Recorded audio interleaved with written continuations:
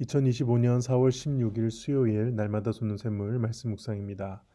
오늘은 대속의 길을 걸으신 예수님께 영광을 돌려라 라는 말씀의 제목으로 마가복음 15장 16절에서 20절 말씀 함께 묵상해 보겠습니다. 군인들이 예수를 끌고 브라이도리온이라는 뜰 안으로 들어가서 온 군대를 모으고 예수에게 자색옷을 입히고 가시관을 엮어 씌우고 경례하여 이르되 유대인의 왕이여 평안할지어다 하고 갈대로 그의 머리를 치며 침을 뱉으며 꿇어 절하더라. 희롱을 다한 후에 자색 옷을 벗기고 도로 그의 옷을 입히고 십자가에 못 박으려고 끌고 나가니라. 아멘. 내용 관찰입니다. 군인들은 예수님을 어디로 끌고 갑니까? 16절에 보면은 브라이도리온이라는 뜰 안으로 끌고 갑니다. 여기는 이제 유대 총독이 예루살렘에 머물 때 사용하는 관저였고요. 헤롯 대왕의 궁궐입니다. 그래서 원래는 유대 총독은 가이사랴에서 이제 거기에 정식 관저가 있었는데 기본적으로 유대 총독들은 이 예루살렘에 오기 싫어했어요. 왜냐하면 일단 계속 제사를 드리는 그 짐승을 잡는 냄새도 그랬고, 그 유대인들의 어떤 그런 종교성이나 그 예루살렘 특유의 종교적 분위기 이런 것들을 굉장히 별로 안 좋아했습니다. 그래서 대부분의 유대 총독들은 가이사랴에 머무렸고요. 그럼에도 불구하고 또 예루살렘에 있어야 하는 그때에 머물 때에 바로 이곳을 사용했죠. 그래서 그 관저에 여기서 중요한 것은 들어가서 온 군대를 모았다라는 겁니다. 여기 온 군대는 한 군단 레기온의 한 10분의 1 병력입니다. 대략 최소 200에서 한 600명 정도 꽤 많은 군인들이 모인 거예요. 그래서 그 많은 군인들 앞에서 예수님께서 희롱을 당하신 것입니다. 내용과 잘 2번입니다. 군인들은 예수님께 어떤 행동을 합니까? 일단 자색옷을 입혔죠. 그리고 가시관을 엮어서 씌우고 경례하여 이르되 유대인의 왕이여 평안할지어다. 그러면서 갈대로 그의 머리를 치며 침을 뱉으며 꿇어 절하더라. 자색옷은 로마 황제나 그리고 분봉왕들, 제후들 이런 사람들만 당시에 입을 수 있었던 굉장히 고급스러운 옷입니다. 그래서 실제 자색옷이었다기보다는 아마도 그 로마 군인들의 홍포, 붉은색 겉옷을 가지고 이렇게 그 자색옷인 것처럼 왕이 입는 옷인 것처럼 해서 입혔을 거고요. 가시관은 이제 면류관을 흉내낸 것이고, 그리고 마태복음에 보면은 이 갈대를 왕들이 드는 지팡이인 호를 이렇게 대신해서 들게 하고, 그 다음에 가이사에게 외쳤던 이 왕이여 평안할지어다를 이 유대인의 왕이여 평안할지어다로 해서 조롱하듯이 얘기한 겁니다. 이거는 거의 뭐 예수님을 왕을 사칭하거나 혹은 왕이 되려 반역했다가 실패한 존재, 그거를 조롱하기 위해서 이 같은 방법으로 조롱한 것이죠. 네, 이건 아까 말씀드렸던 자색옷은 실제 자색옷이 아니라 아마 로마 군인들의 홍보였을 겁니다.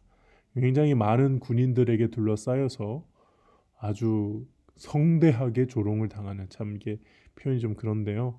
예수님이 그런 수치와 모욕을 당하신 겁니다.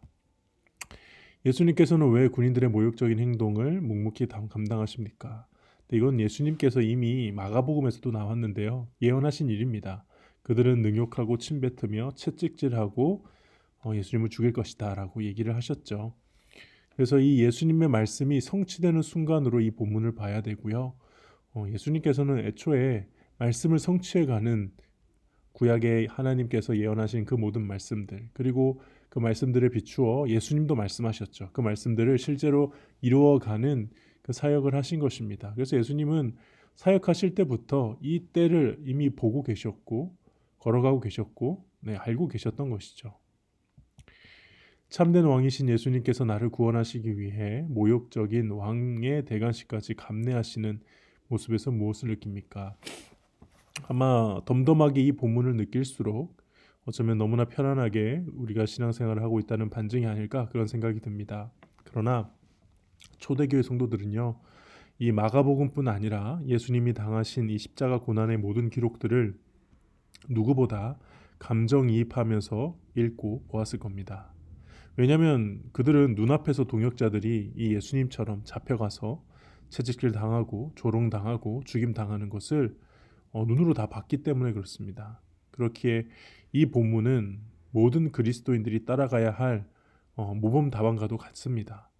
그렇게 예수님을 따라갔던 제자들, 그리고 그렇게 예수님을 따라갔던 초대교회 성도들이 마침내 300년 만에 로마를 영적으로 무너뜨리고 정복하게 되죠.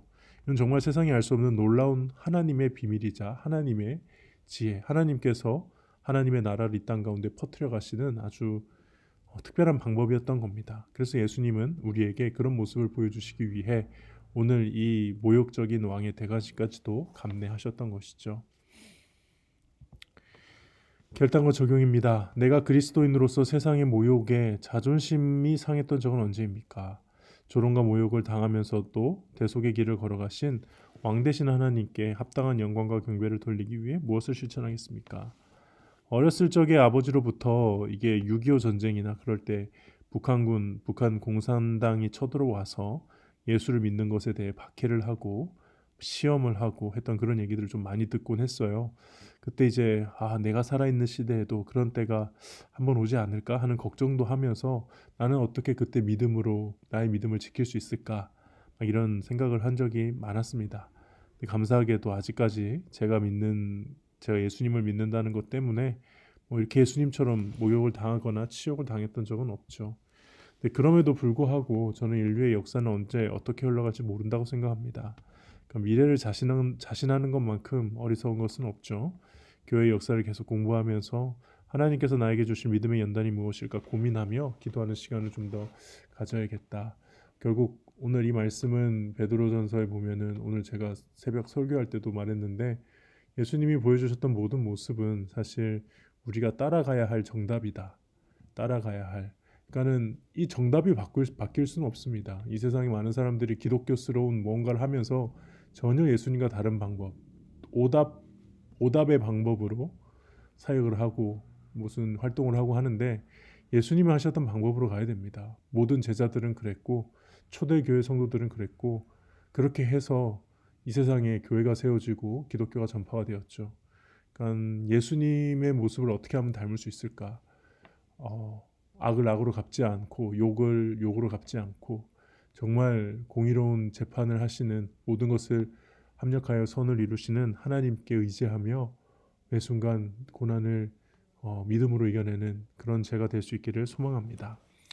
네, 기도하겠습니다. 하나님 아버지, 예수님께서 너무나도 수치스럽게 진짜 만왕의 왕이심에도 마치 왕을 사칭한 사람인 것처럼 취급을 받으시는 이 참담한 본문을 보면서도 저는 특별히 주님의 그 침묵에 주목합니다.